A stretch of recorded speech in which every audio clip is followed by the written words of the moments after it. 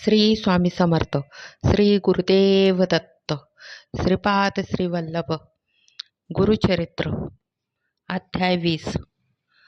औदंबर वृक्षाजवळ गुप्त रूपाने गुरूंचे अस्तित्व असते याची आणखी एक कथा याच अध्यायात सांगितली आहे.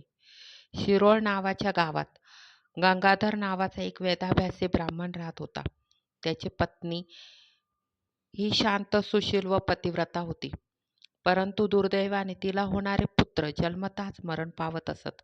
त्यामुळे ती फार दुःखी कष्टी होत असे. तिने अनेक उपवास व व्रते केली, परमेश्वराची आराधना केली. गावातील विद्वान ब्राह्मणांना विचारले. त्यांनी तिला सांगितले, तुझ्या पूर्वकर्मानुसार हे घडत आहे. गेल्या जन्मी तू एका शौनक गोत्राच्या ब्राह्मणाकडून ऋण घेतलेस. ते तो मागत असतानाही तू त्याचे ऋण फेडले नाहीस. तो ब्राह्मण अत्यंत लोभी होता. तू त्याचे धन दिले नाहीस, म्हणून त्याने आत्महत्या केली.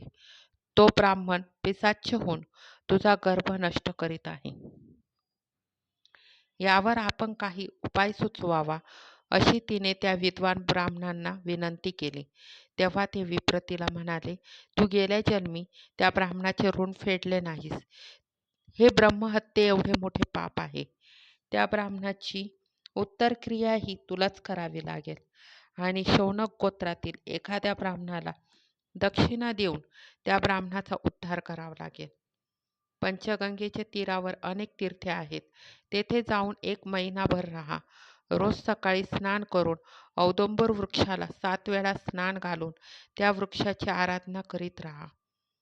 तसेच तेथील गुरुपादुकांवरती रोज अभिषेक कर.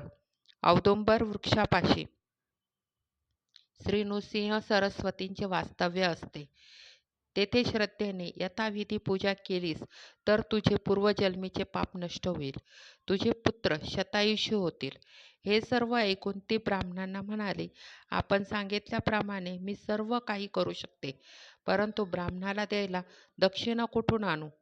तेव्हा ब्राह्मण म्हणाले, श्री गुरूंची मनोभावी सेवा केलीस तर तेच तुला यातून काहीतरी मार्ग दाखवतील. औदुंबर वृक्षातळी त्यांचे अस्तित्व असते, यावर तू विश्वास ठेव. तुझा ब्रह्महत्येचा दोष ते निवारण करतील. तुला जेवढे दान देता येणे शक्य आहे तेवढे दे. याप्रमाणे तिने औदुंबराला जाऊन आपल्या व्रत आचरणाला सुरुवात केली. असे 3 दिवस केल्यावर तो ब्राह्मण पिशाच्च तिच्या स्वप्नात आला. पैसे मागू लागला आणि जर नाही दिलेस तर तुझे प्राण घेईन असे तिला म्हणू लागला व तिला मारू लागला. ती स्त्री तेथून घाबरून पळाली व औदुंबर वृक्षाच्या मागे जाऊन लपली. तेव्हा श्रीगुरु तेथे प्रकट झाले आणि त्यांनी तिला अभय दिले. त्या पिशाच्याचे बोलणे ऐकून श्रीगुरु अत्यंत कोपाने त्या पिशाच्याला म्हणाले, मी सांगतो ते ऐकलेस तर तुझी या पिशाच्य योनीतून मुक्तता होईल. ही विप्र स्त्री जे काही देईल तेवढे तू घे. हे पटत नसेल तर येथून निघून जा, नाहीतर तुला आणखी शिक्षा भोगावी लागेल. श्रीगुरूचे वचन ऐकून पिशाच्य रूप ब्राह्मण म्हणाला, स्वामी, मला तुमच्या चरणाचे दर्शन झाले, हे मी माझे भाग्य समजतो. आपण माझा उद्धार करा. आपण सांगाल त्याप्रमाणे मी करायला तयार आहे. तेव्हा श्रीगुरु म्हणाले, विप्र स्त्री 10 दिवसांनी तुझे क्रियाकर्म करेल, त्याने तुला गती मिळेल. श्रीगुरूंनी विप्र स्त्रीला सांगितले, सत्याप्रमाणे 7 दिवस औदुंबराला स्नान घाल, मग तुझे पाप नष्ट होईल. तुझे पुत्र व कन्या पूर्ण आयुष्य जगतील. असे स्वप्न पाहून ती स्त्री जागी झाली. तिने श्रीगुरूंनी सांगितल्याप्रमाणे ब्राह्मणाचे क्रियाकर्म केले. त्यामुळे त्या ब्राह्मणाला सद्गती प्राप्त झाली. पुढे श्रीगुरूंनी सांगितल्याप्रमाणे त्या ब्राह्मण दाम्पत्याला 2 पुत्र झाले. लहान मुलगा 3 वर्षाचा झाला तेव्हा त्याचे चौल्य कर्म करायचे ठरले, परंतु आदल्या दिवशी तो मुलगा धनुर्वाताने गेला. श्रीगुरूंचा शब्द खोटा ठरला, म्हणून तिने मुलासहित अग्निप्रवेश करायचे ठरवले. त्यावेळी तिथे एक तरुण ब्रह्मचारी आला व त्याने तिला आत्मज्ञानाचा संदेश दिला. श्री गुरुदेव दत्त. अध्याय 20 संपूर्ण.